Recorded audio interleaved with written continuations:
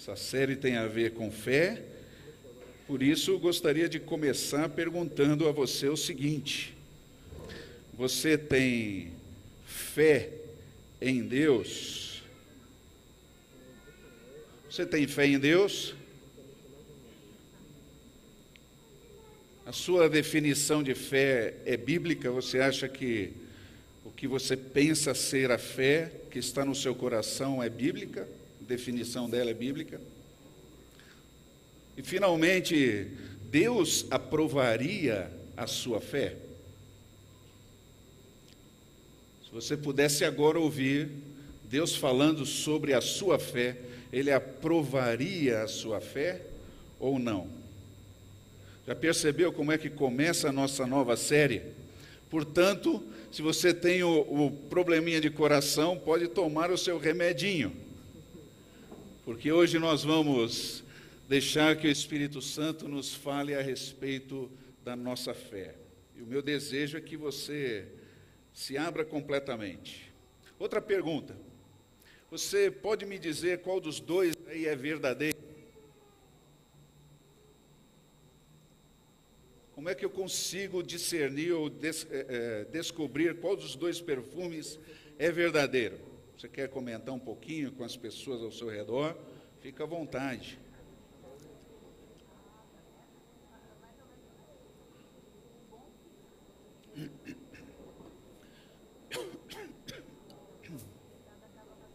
Qual dos dois é verdadeiro?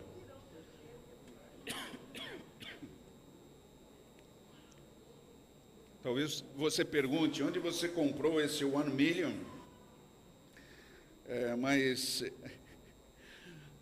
o que vai atestar mesmo se é verdadeiro ou falso é o cheiro que ele exala, né? O odor, e se ele permanece ou não.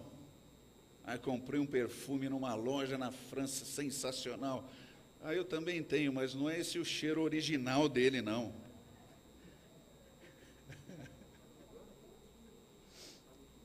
Essa nova série que fala sobre a fé tem esse objetivo.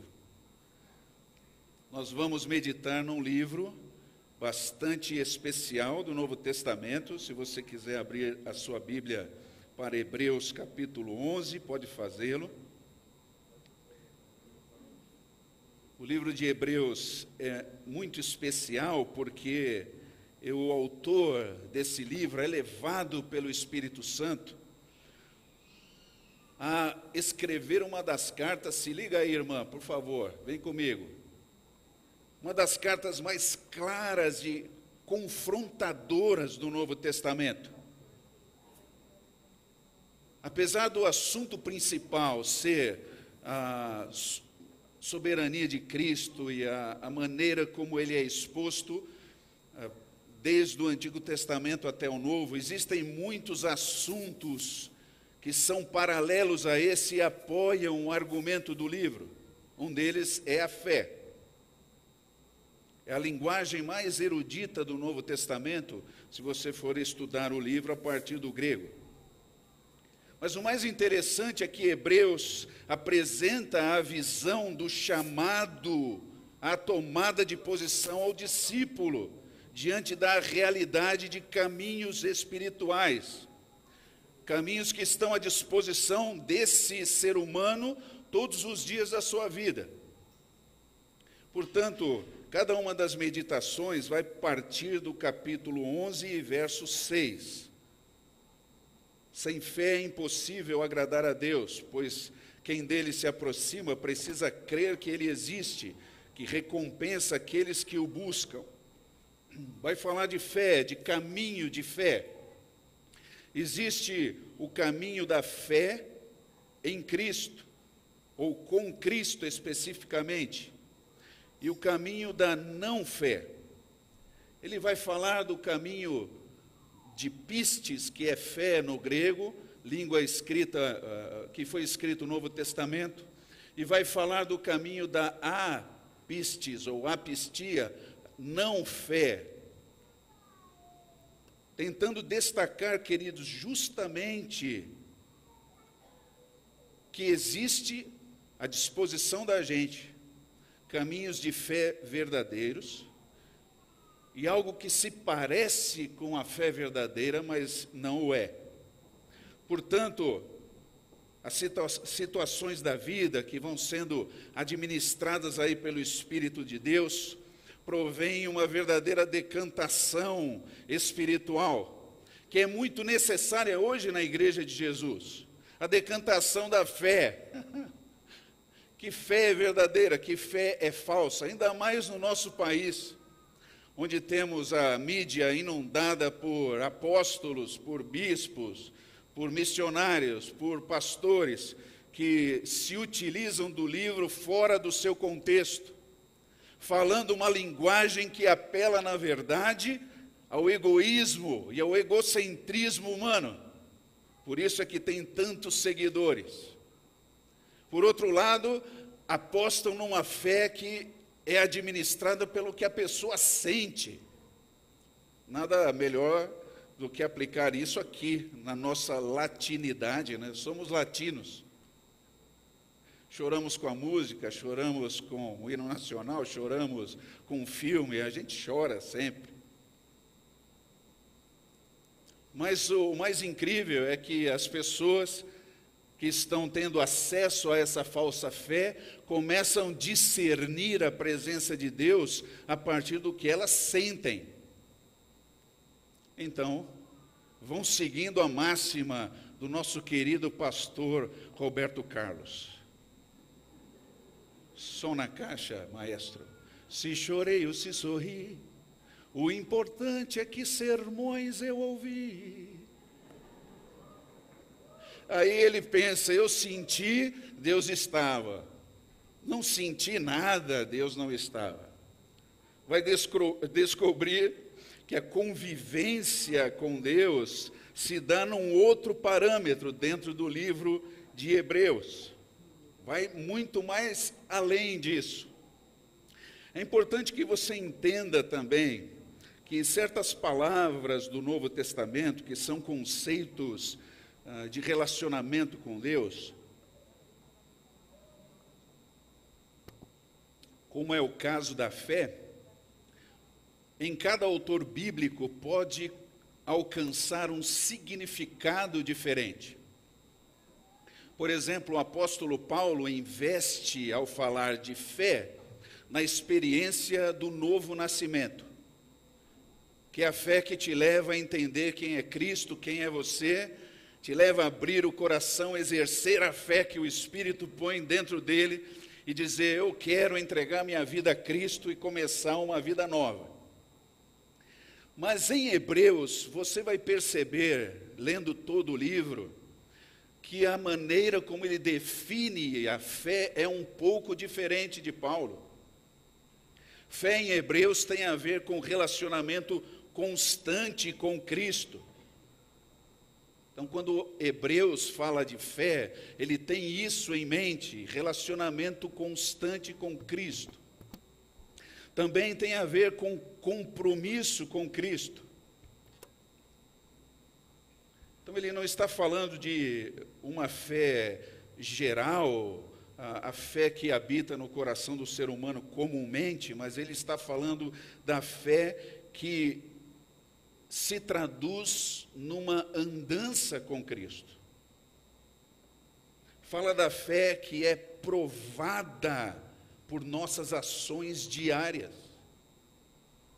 E aí começa esse livro a florescer no nosso coração, mostrando que diferença é a fé que ele está descrevendo. Em Hebreus, a fé é provada pelas ações de quem diz que a tem. Outra coisa interessante é que a fé é aprovada por Deus segundo os seus critérios. Então, quando você ouvir desse púlpito aqui, durante essa nova série, se falar sobre fé, pense em viver pela fé. Um relacionamento com Cristo, relacionamento achegado com Deus, tê-lo sempre no palco da sua vida, como o foco central, viver com Cristo, e mais, você vai ver que esse viver com Cristo está baseado numa verdade inegociável, que é a descrição do discípulo como um peregrino e um forasteiro nesse mundo. Então, essa nova série, diferente da série anterior que nós terminamos, que tratava da fé mais coletiva do que individual, esta nova série trará uma reflexão sobre a nossa fé individual que afeta a coletividade. Hebreus finalmente vai mostrar que agora é hora de você descobrir se é discípulo ou não. Vai levar você a refletir se a sua fé se parece com a fé verdadeira ou ela é fé verdadeira, é fé bíblica.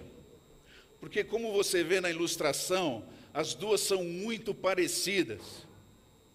Só que apenas um tipo de fé acende na escuridão. As duas são iguais, mas só uma é luz que vem do Espírito de Deus. Então, eu queria que você perguntasse às pessoas ao seu redor, se você quiser, tem luz nessa alma aí ou não, meu irmão? Tem óleo na candeia ou não tem?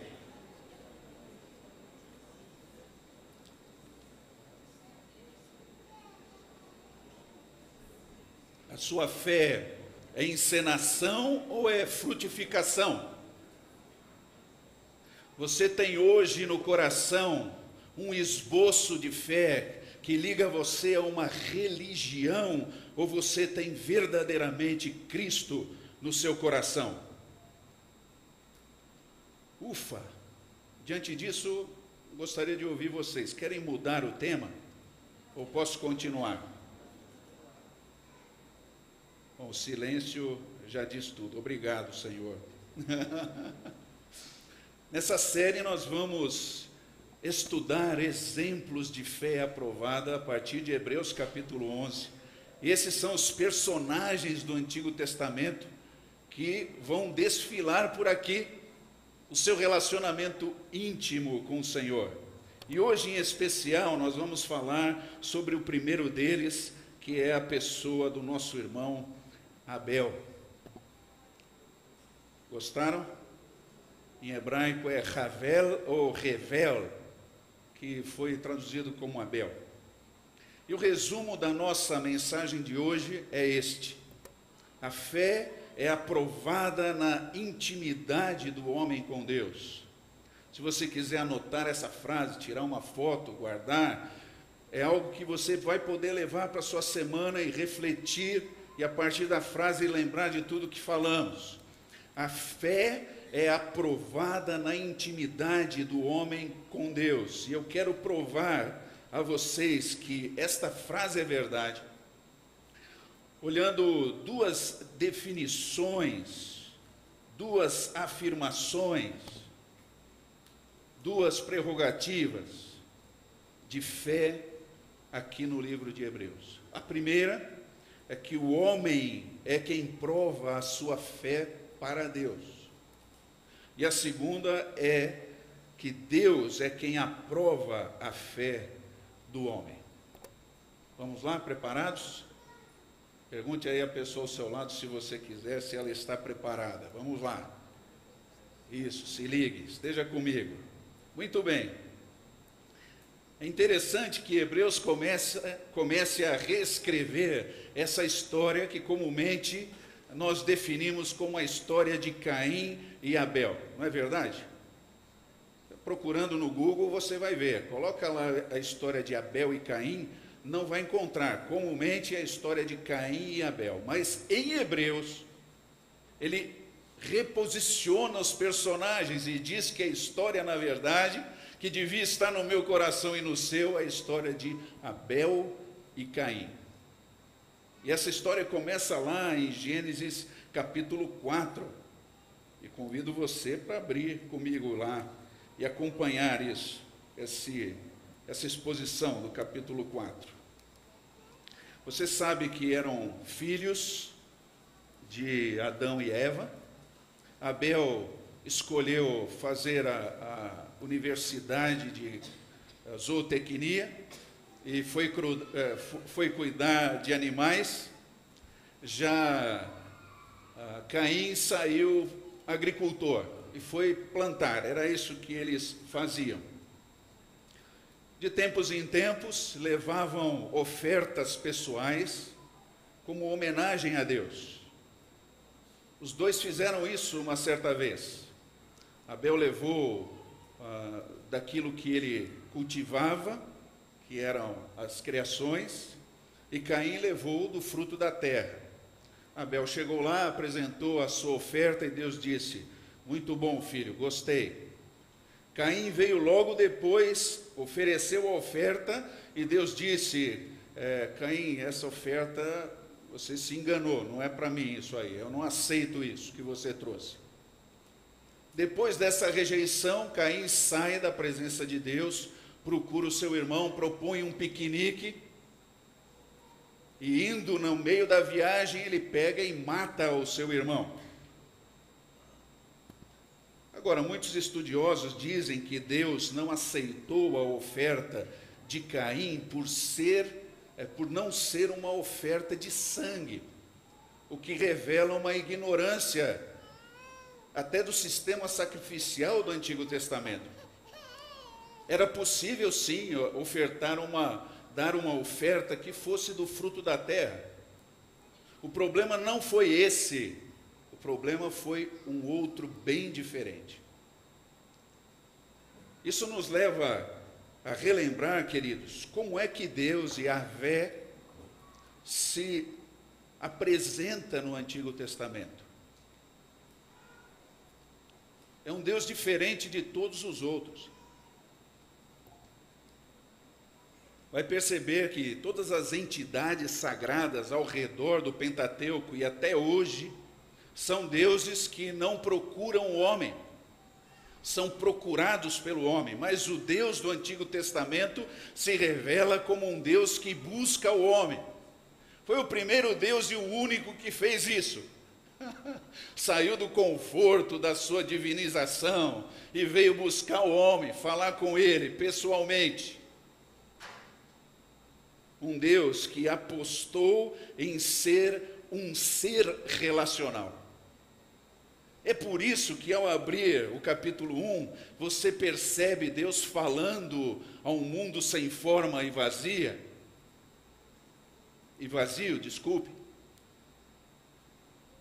conversando com essa nulidade que existia.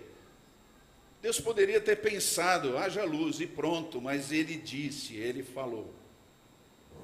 Chama Adão, chama Eva para conversar.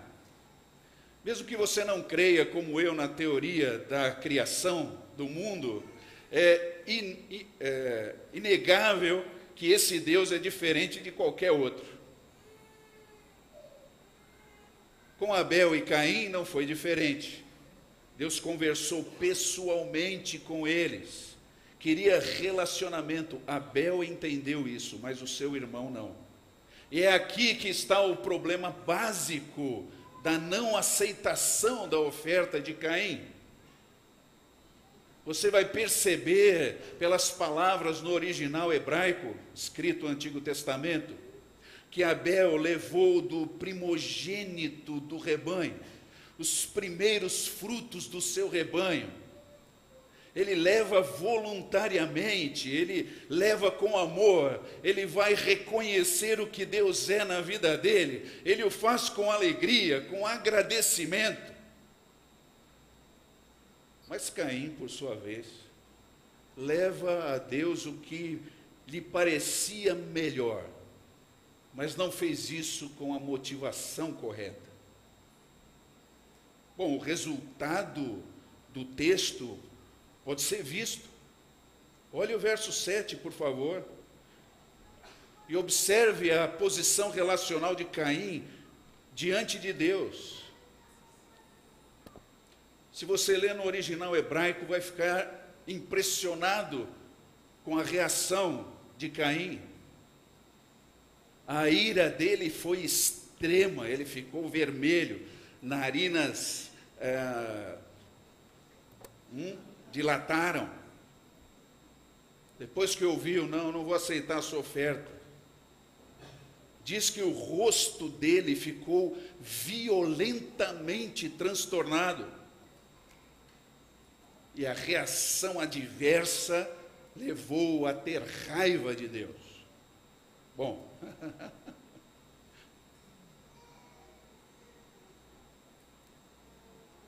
quem é que, com amor no coração, tem um tipo de reação como essa, você não acha?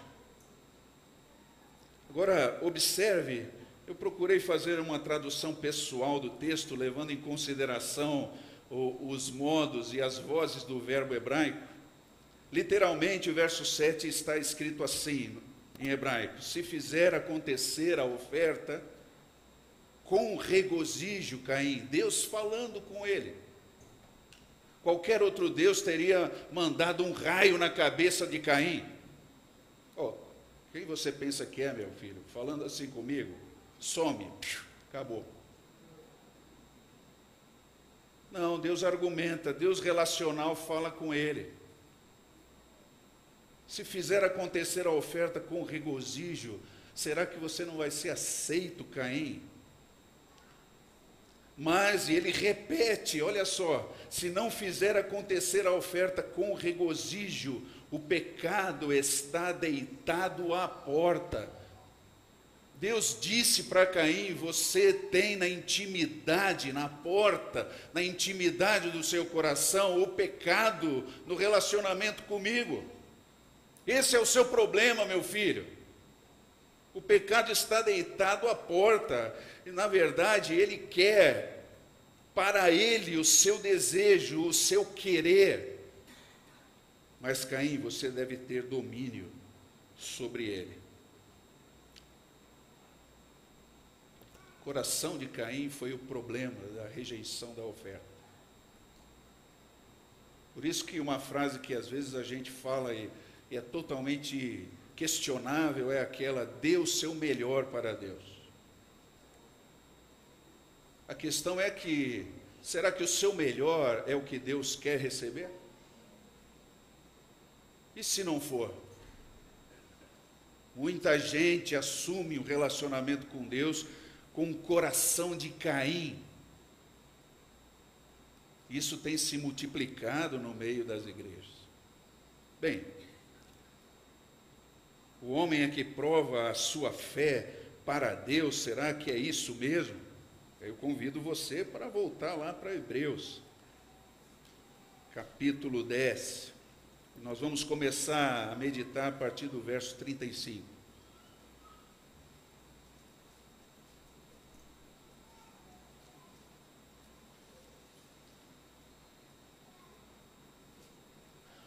Portanto, não jogueis fora a vossa confiança, ela vos trará uma grande recompensa. 36, porque necessitais de perseverança. Diz que você ouviu muito essa palavra. Para que alcanceis a promessa da vida eterna, de estar para sempre com Cristo, depois de haverdes feito a vontade de Deus.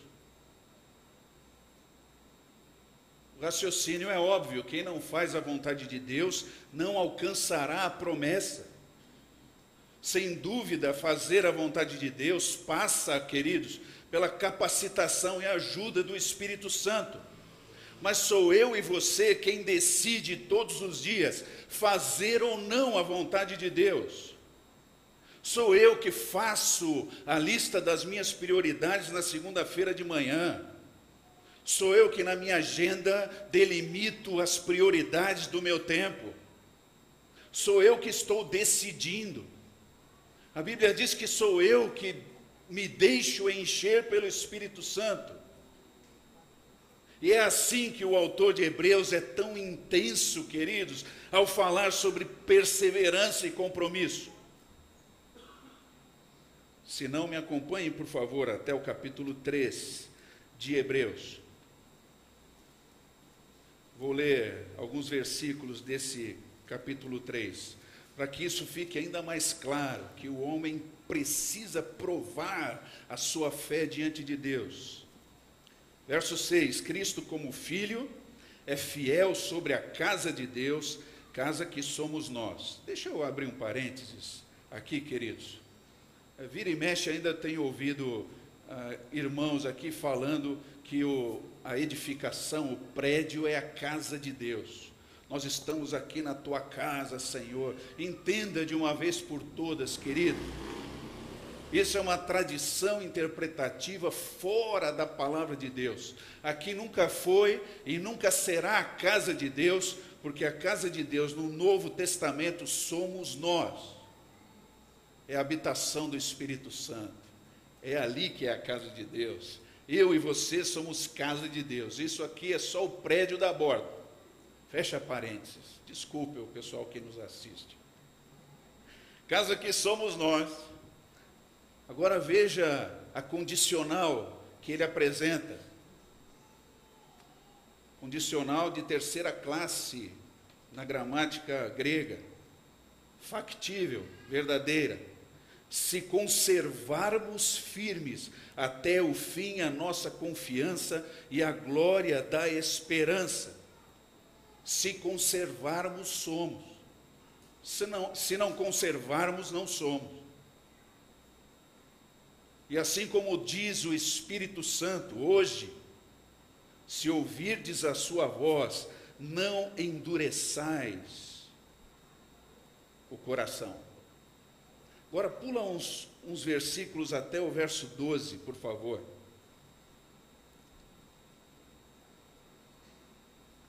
Irmãos, cuidado para que nunca se ache em qualquer um de vós um coração perverso e incrédulo de Caim, que vos desvie do Deus vivo.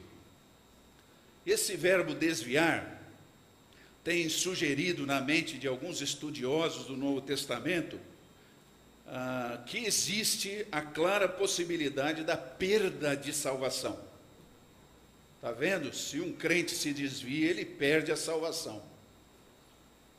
Na verdade, você estudando a doutrina da salvação vai perceber que ela é um presente de Deus e quando é dada, o sujeito é selado pelo lado de fora.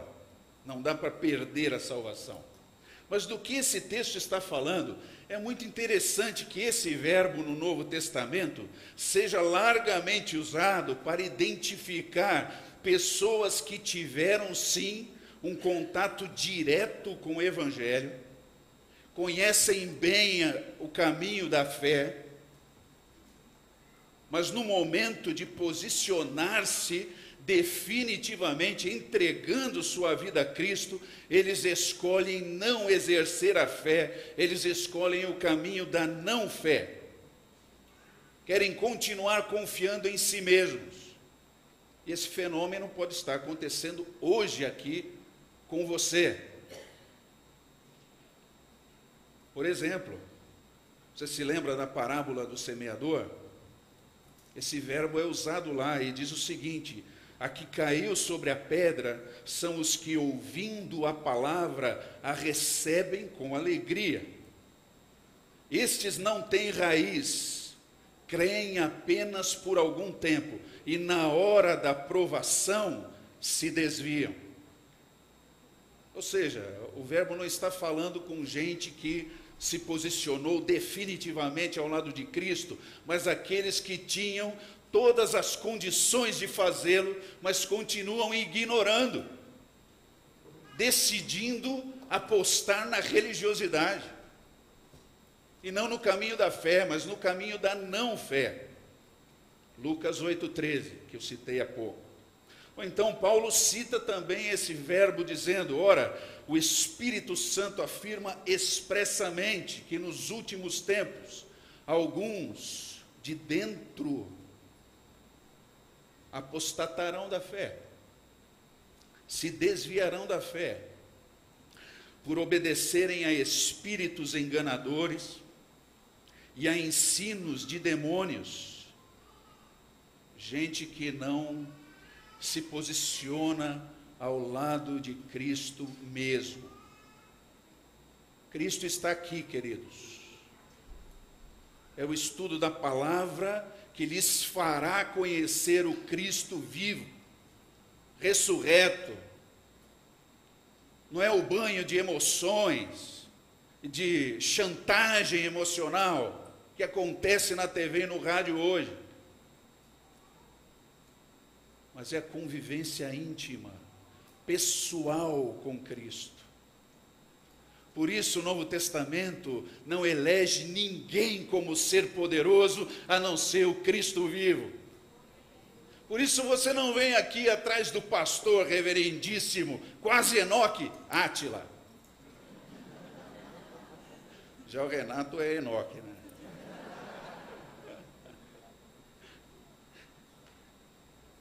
Aqui todos somos iguais e procuramos o único que tem poder.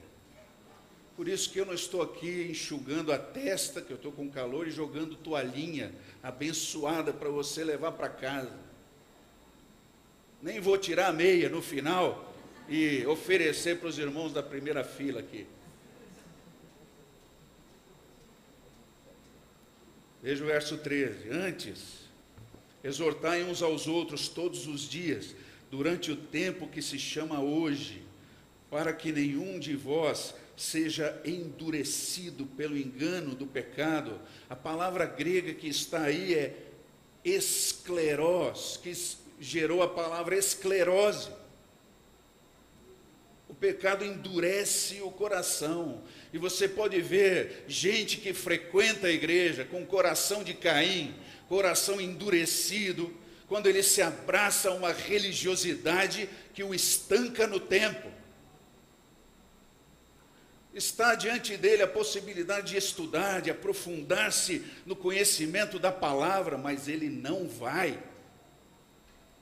Ele não quer, ele tem outras prioridades.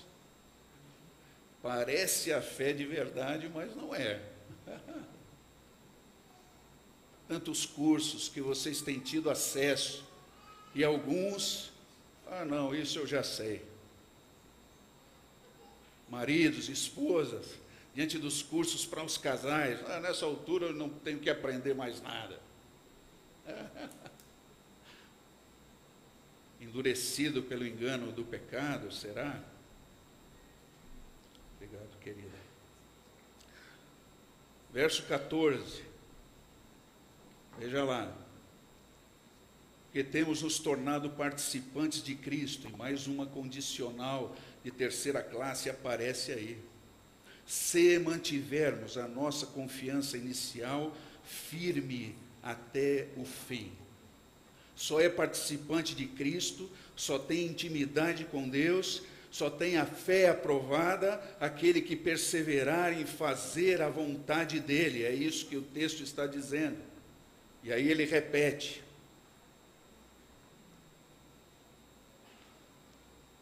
Enquanto se diz hoje, se ouvirdes a sua voz, não endureçais o vosso coração.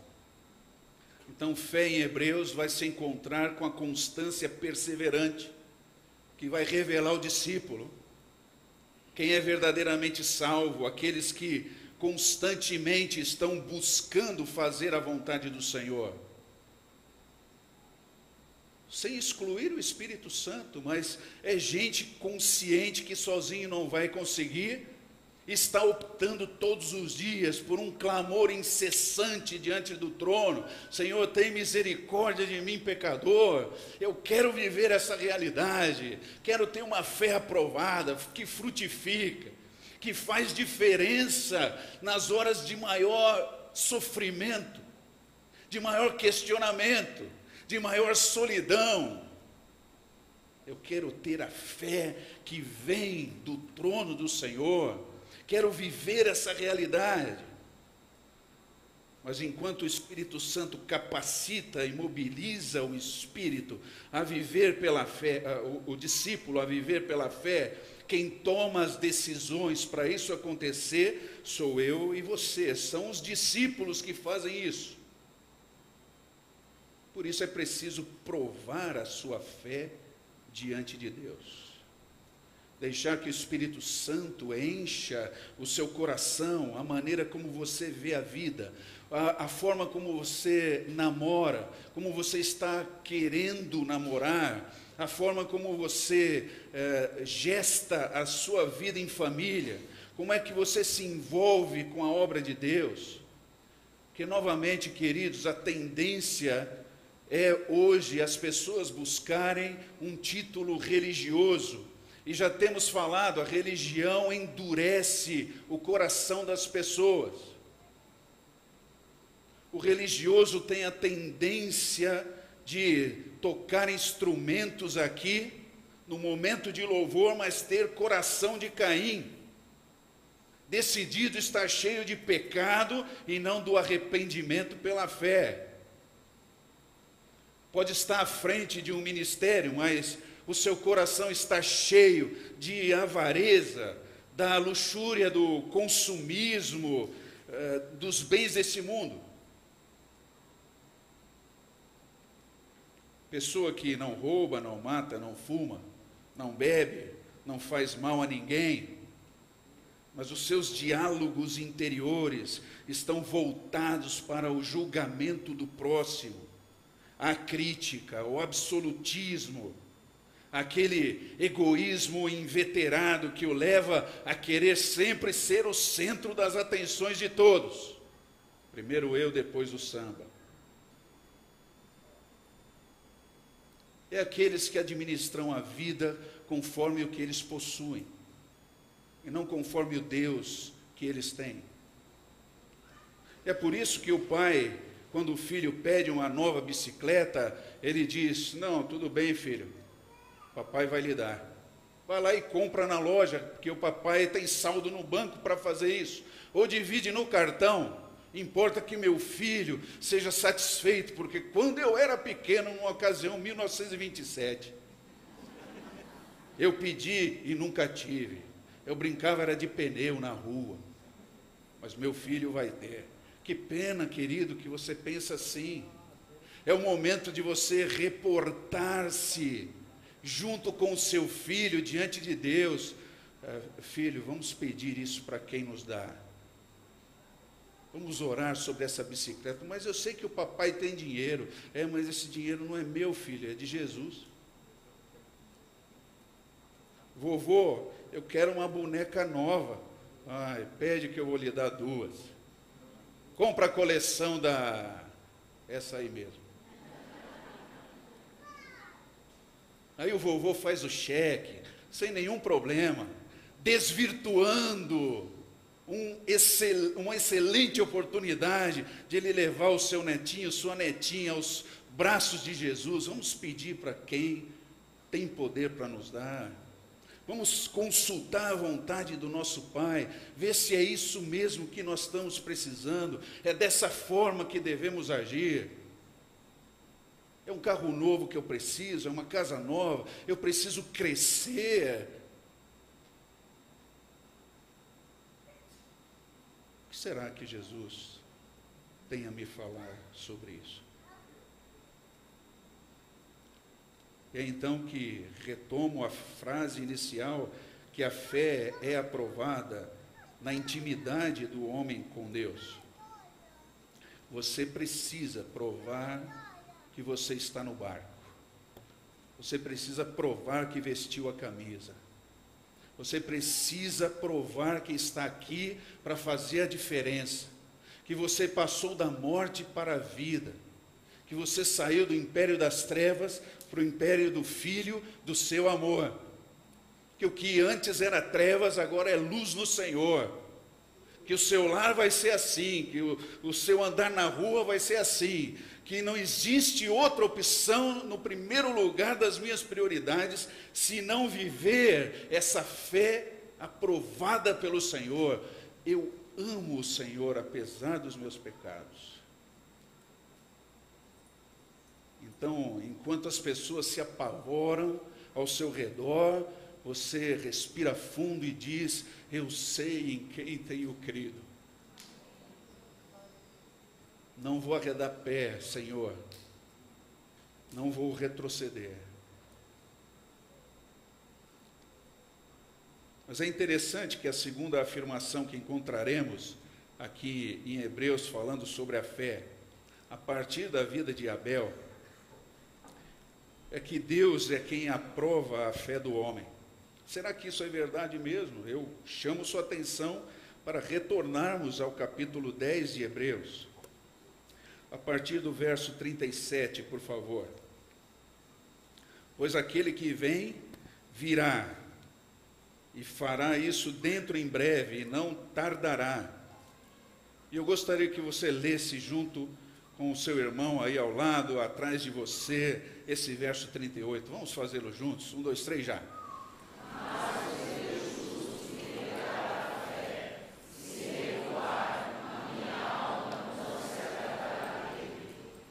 Que bênção isso, hein, irmão? O autor de Hebreus citando Abacuque a partir do texto da Septuaginta.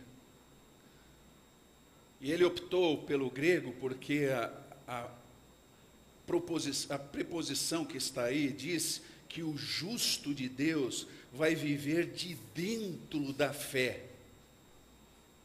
O nutriente que o mantém de pé vem do relacionamento íntimo que ele tem com Deus.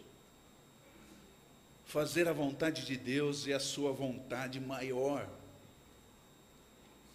Então, a vida de fé poderia ser ilustrada assim, como abandonar-se nas mãos do Senhor, da maneira como um filhinho faz, com toda a convicção do céu e da terra em relação ao seu pai. Pula, filho, e ele pula, ou não? O meu justo viverá da fé. Não é um salto no escuro, nem na incerteza. É um salto diário para os braços de Jesus. O meu justo viverá pela fé. Agora, anote no versículo novamente, observe na sua Bíblia, que é Deus que se agrada ou não da maneira como o discípulo vive.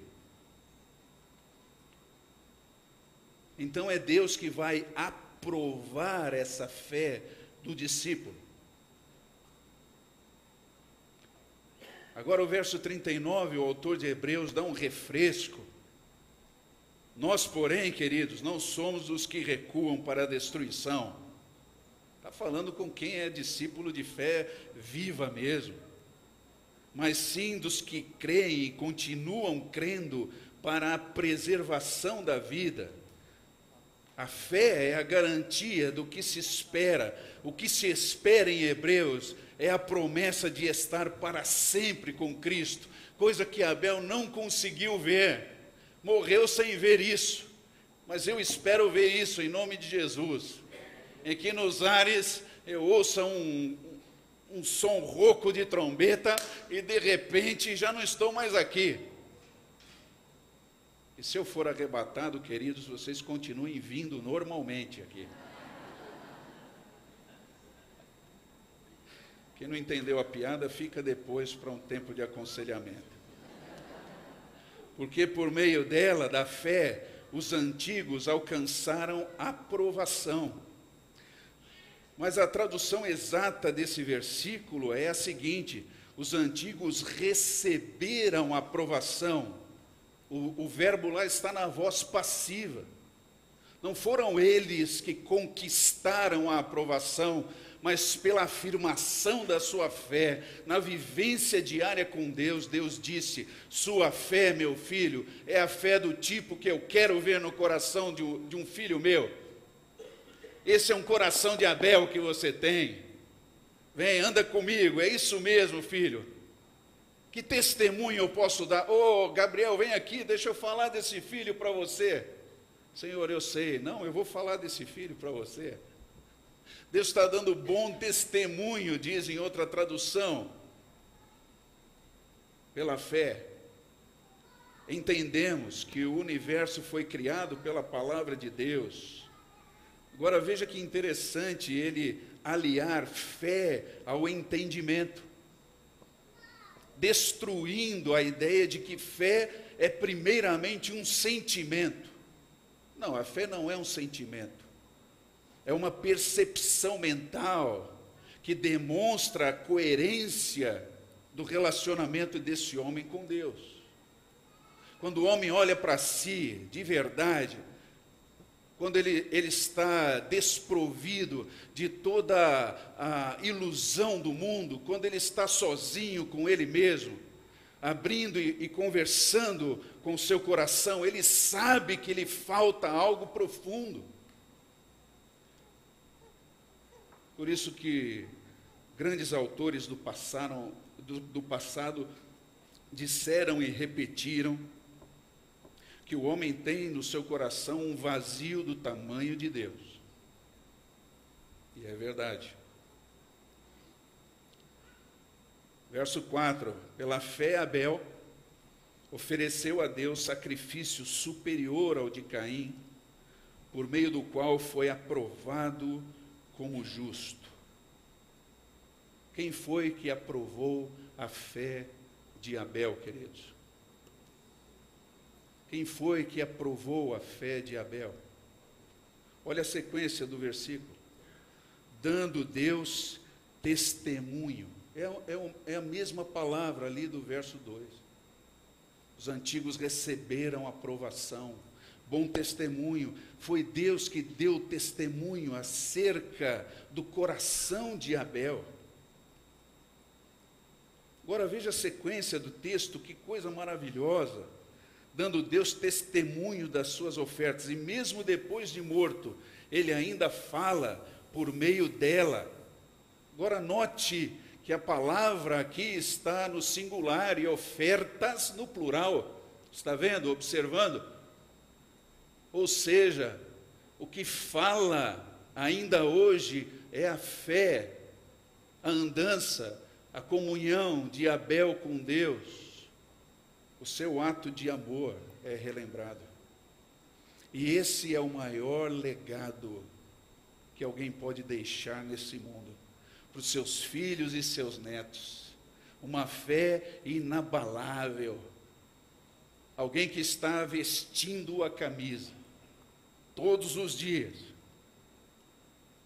Custe o que custar, aconteça o que acontecer, apontando para o alto. Apontando para o alto. E eu me lembro, queridos, de uma passagem triste da minha vida. Meu pai era um homem muito violento e depois que foi campeão de boxe no estado de São Paulo, ele saiu para comemorar e não parou mais. E ele treinava lá, era guarda civil também, e treinava em casa com a gente. Então, constantemente sofríamos abusos por parte dele, violência. Até que os irmãos cresceram e ele não conseguiu bater mais na gente, só maltratava a nossa mãe. Eu me lembro, já no seminário eu estava, voltei para casa, vi minha mãe abatida, que havia sofrido uma violência, e eu disse para ela o seguinte: mãe, por que você não larga esse homem de uma vez? Você não merece isso. Vamos, a gente pega um pouco de dinheiro com cada filho, vamos sair daqui. E minha mãe virou para mim e disse: eu nunca farei isso, porque eu prometi que ficaria com ele diante de Deus. Eu ri dessa frase ridícula da minha mãe, mas hoje eu entendo o que ela significa. E a proposta de fé que minha mãe perseguiu levou o meu pai a ser também alcançado. De forma que ele morreu de câncer, morreu salvo em Cristo Jesus. E um testemunho que minha mãe resolveu dar. Desse tipo de fé que estamos falando, que é aprovada na intimidade do homem com seu Deus. Bem, mas o que fazer com tudo isso? Gostaria de encerrar lhe propondo uma aplicação a partir do capítulo 13 e verso 15. Por meio de Jesus, pois, ofereçamos a Deus sempre sempre. Sempre é todo dia, sempre. Constantemente. Sacrifício de louvor. E agora eu entendo bem que a letra da música que nós cantamos está correta mesmo. O meu louvor é fruto do meu amor por ti, Jesus, de lábios que confessam o seu nome. Tem coerência, porque sou eu que provo a minha fé diante do Senhor.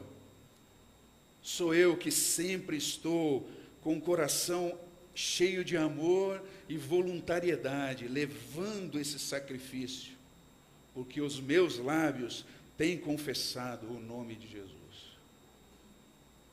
Portanto, espero de todo o meu coração que sua lâmpada se acenda nessa noite, num posicionamento de uma vez por todas, radical ao lado de Cristo, abandonando essas teologias do inferno que vão seduzindo o coração das pessoas para caminhos de não fé.